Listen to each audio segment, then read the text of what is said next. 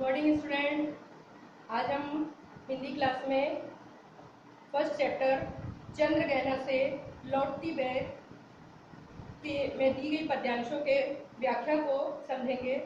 इसके कवि हैं श्री केदारनाथ अग्रवाल जी, जिसको आज आपको समझना है। तो आप लोग देखिए, चंद्रग्रहण से लौटती बैग, इसमें आप देख रहे हैं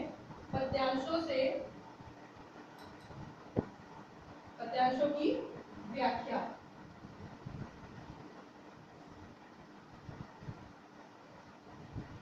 इसमें पहली पद्यांश है, देख आया चंद्रग्रहण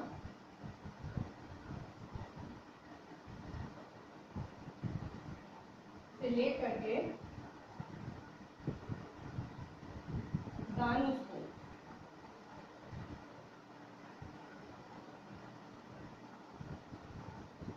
इसमें सबसे पहले इस व्याख्या को समझने से पहले, इस पाठ का सबसे पहले मैं आपको केंद्रीय भाव समझाना चाहूंगी कि चंद्रग्रहण आखिर है क्या। चंद्रग्रहण एक गांव है जिसमें कवि घूमने जाते हैं और घूम करके जब वे चंद्रग्रहण से लौटते हैं तो वहाँ के खेतों का, वहाँ की प्राकृतिक सुंदरता का वर्णन करते हुए कवि इन पद्यांशों को लिखते हैं। और वहाँ की जो प्राकृतिक सुंदरता है उसका वर्णन कवि श्री केदारनाथ अग्रवाल ने अपनी इन कविताओं में किया है। जो वहाँ के वहाँ खेतों में उगी हुई फसल जैसे कि चना, सरसों, अलसी आदि फसलों का यहाँ पे सुंदर वर्णन किया है। साथ ही साथ वहाँ की आसपास के पर्वत, वहाँ की मिट्टी की सुगंध, वहाँ के तालाब, पशु पक्षी आदि का यहाँ पे प्राकृतिक रूप से सुंदर वर्णन कवि ने अपनी कविताओं में किया है। ये था इस पाठ का केंद्रीय भाव। अब आप देखेंगे पहली पद्यांश, जो कि बुक में आप देखेंगे, देख आया चंद्रग्रहण, देखता हूँ दृश्य अब मैं, मेड़ पर इस खेत की बैठा अकेला, एक बीते के बराबर ये हरा ठिंगना चना, बांधे मुरेठा शीश पर छोटे गुलाबी फूल का, सजकर खड़ा है पास ही मिलकर उगी है बीच में अलसी हटीली, देह की पतली कमर की लचीली, नीले फूले फूल को सिर पर चढ़ाकर कह रही है, जो छुए यह दूं हृदय का दान उसको। तो कवि यहाँ पे कहते हैं कि अभी आपने इन पद्यांशों को देखा है। अब आप इसका संदर्भ, प्रसंग, व्याख्या, विशेष, इसका वर्णन आप देखेंगे। तो देखिए पहली लाइन, देख आया चंद्रग्रहण, देखता हूँ दृश्य अब मैं। तो कवि यहाँ केदारनाथ जी अपनी कविता में कहते हैं कि जब मैं चंद्रग्रहण नामक स्थान से लौट रहा था और वहाँ की मेड़ पर मैं अकेला, खेत की मेड़ पर अकेला बैठा हुआ हूँ और वहाँ की प्राकृतिक सुंदरता को देख रहा हूँ। मेरे सामने ही, मेड़ के सामने खेत, हरा भरा खेत लगा हुआ है जिसे मैं मेड़ पर बैठ के देख रहा हूँ। उस खेत में एक बीते का चना, जो चने का पौधा होता है, वो चने का पौधा एक बीते का लगा हुआ है और उस पौधे पर छोटे छोटे गुलाबी रंग के फूल चुके हैं, जो कि ऐसे लगता है कि चने ने अपने शीश पर गुलाबी रंग के फूलों की पगड़ी धारण कर ली हो और वह पगड़ी लगा के सजकर खड़ा हो। चने के पौधा के पास ही अलसी नामक फसल है, जो साथ में चने के साथ उग गई है, वो भी बड़ी सुंदर दिखाई दे रही है। और कवि ने उसकी सुंदरता का वर्णन उसकी पतली कमर से किया है। कहते हैं कवि कि पास ही मिलकर उगी है बीच में अलसी हटीली, देह की पतली कमर की लचीली। तो कवि यहाँ कहते हैं कि जो चने का पौधा है वह, उसके साथ में अलसी के पौधे छोटे छोटे उग आए हैं। छोटे छोटे पौधे, पतली कमर वाले, लचीली कमर वाले नन्हे नन्हे पौधे चने के पौधे के साथ उग आए हैं, वो अभी बड़े सुंदर दिखते हैं। और इन अलसी के पौधों पर भी नीले रंग के फूल आए हैं। उसके सिर पर ऐसे लगता है जैसे कोई नीले फूल वाली कोई सुंदर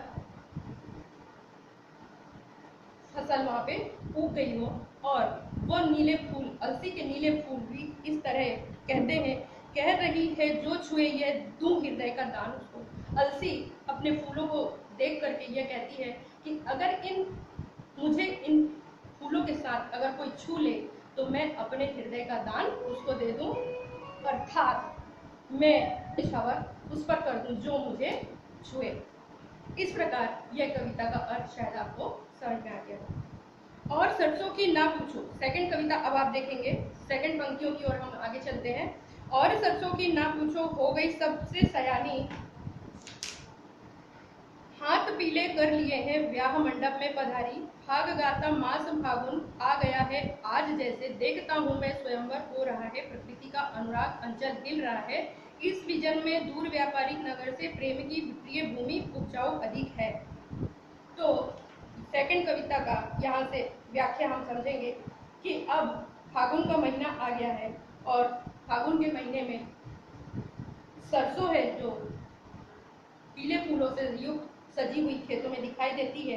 ऐसा लगता है कि वह अब सयानी हो गई है, मीन्स वह सरसों अब वयस्क हो गई है, और वयस्क होने के साथ साथ वह विवाह के लिए तैयार हो गई है, अर्थात वह वयस्क हो गई है, और वह अपने पीले हाथ उसके कर दिए गए हों, अर्थात जब कोई कन्या विवाह के योग्य हो जाती है तो उसके विवाह के लिए उसके हाथ पीले किए जाते हैं। तो सरसों भी वहां पर पीले फूलों से युक्त ऐसी दिखाई दे रही है कि वो भी विवाह के लिए तैयार हो गई है और उसके हाथ पीले कर दिए हों और वह मंडप में आपधारी हो। इस प्रकार यहाँ पे सरसों का भी मार्मिक सुंदर चित्रण किया गया है। फाग गाता मास फागुन आ गया है आज जैसे, देखता हूँ मैं स्वयंवर हो रहा है। तो यहाँ पे फागुन मास भी आ चुका है, और फागुन मास गाते हुए ऐसा प्रतीत होता है कि जैसे आज यहाँ सरसों का स्वयंवर हो रहा हो। और इस स्वयंवर में प्रकृति भी बड़ी खुश दिखाई देती है, और ऐसा लगता है कि उसका भी आंचल जो है वो खुशी से हिलोरे मार रहा हो। इस विजन में दूर व्यापारिक नगर से प्रेम की प्रिय भूमि उपजाऊ अधिक है, और ऐसा इन फसलों को देखकर लगता है कि दूर बड़े बड़े शहरों में जो व्यापारिक नगर होते हैं वहाँ की जो भूमि होती है बंजर होती है, जहाँ पे फसल बहुत हरियाली के रूप में पैदावार नहीं होती है, लेकिन इन गांव की खेतों को जब हम देखते हैं तो यहाँ पे हरियाली शोभायमान होती है, और इसे देखकर हमें ऐसा लगता है कि उन व्यापारिक नगरों की जो भूमि है वो उपजाऊ नहीं है, बल्कि उससे कहीं अधिक इस गांव की भूमि उपजाऊ है। और पैरों के तले है एक पोखर उठ रही, यहाँ पे अब हम तीसरी पंक्तियों की ओर चलते हैं कि और पैरों के तले है एक पोखर उठ रही इसमें लहरियां, नील तल में जो उगी है घास भूरी ले रही वह भी लहरियां। तो यहाँ पर हम देखते हैं कि अब यह कवि जो है वो खेत के किनारे गांव में एक तालाब है, उस तालाब का यहाँ पे सुंदर वर्णन करते हैं। कवि कहते हैं कि मेरे पैरों के नीचे एक मेड़ के किनारे एक तालाब है, और उसमें भी जो लहरें हैं वह उठ रही हैं, और उन लहरों के साथ साथ कुछ घास भी लहराते हुए दिखाई दे रही है, अर्थात कहते हैं कि जो तालाब के अंदर पानी में जो घास उग गई है वह भी लहरों के साथ किनारे मार रही है, अर्थात वो भी लहरें मार रही है।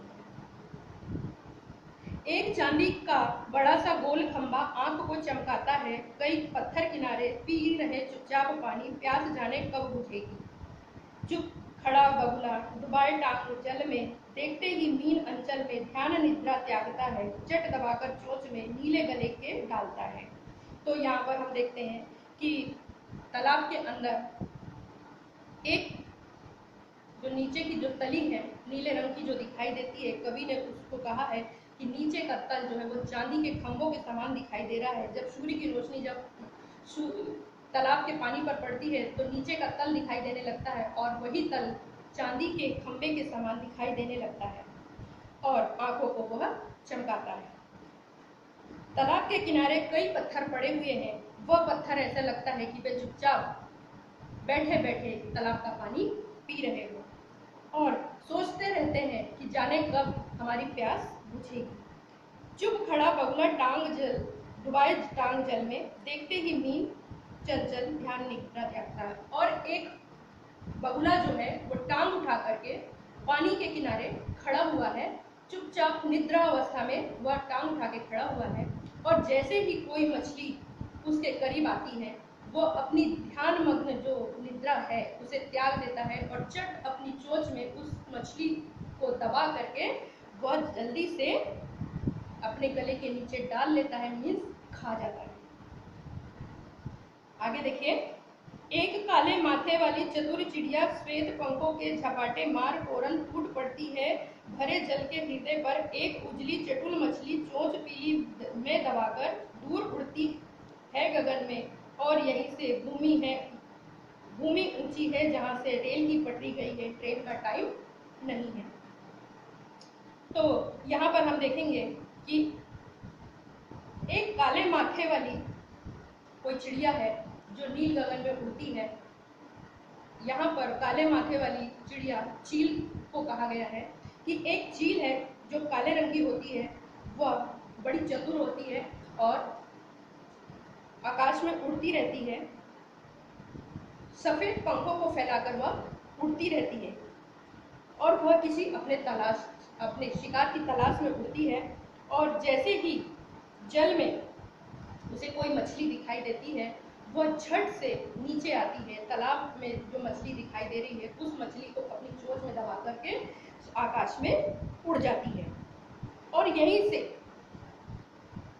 खेत के किनारे ऊंची नीची असमतल भूमि है, उस असमतल भूमि के किनारे से रेल की पटरियां निकली हुई हैं।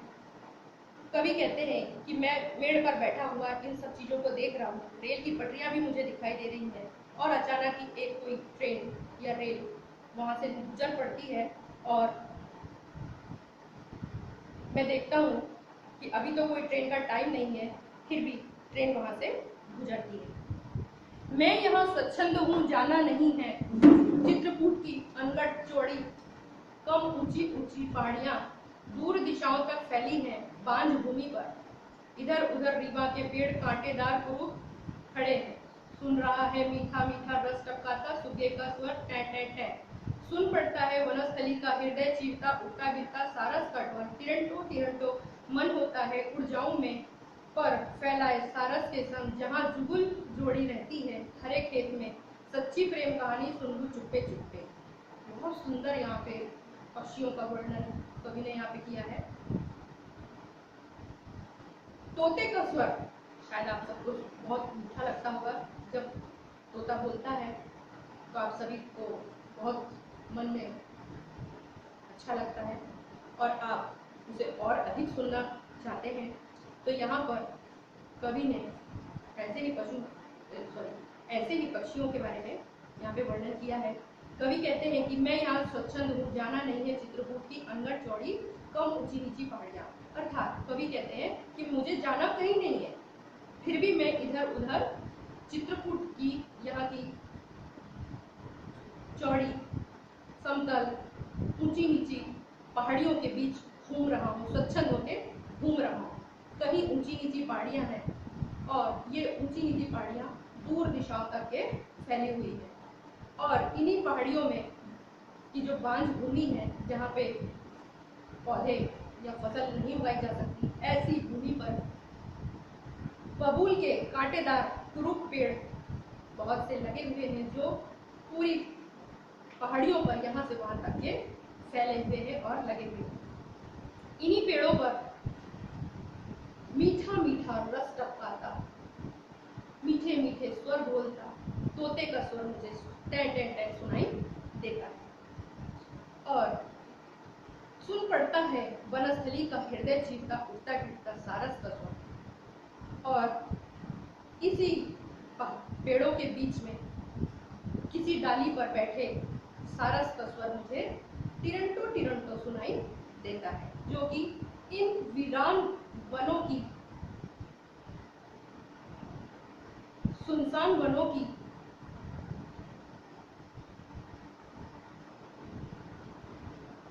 नीरवता को यह भंग करता हुआ सारस का स्वर सुनाई देता है। फिर ऐसा लगता है, मेरा मन कहता है कि मैं इन उड़ जाऊं में पर फैलाए सारस के साथ, और मेरा मन करता है कि इन सारस के साथ में पर को फैला करके उड़ जाऊं। और कहाँ उड़ जाऊं?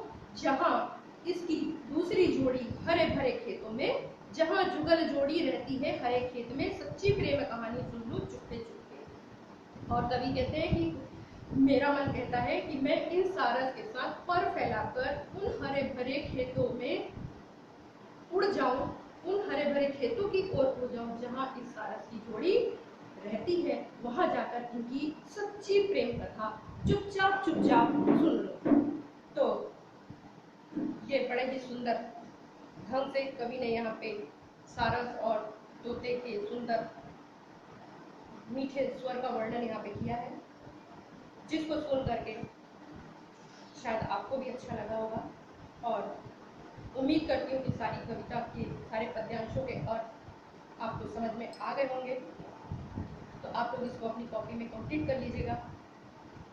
पद्यांश, संदर्भ, प्रसंग, व्याख्या और साथ में विशेष लिखना ना भूलिए, और इसे अपनी कॉपी में कंप्लीट कीजिए और इसको अपने घर में भी रिवीजन करिए। Thank you.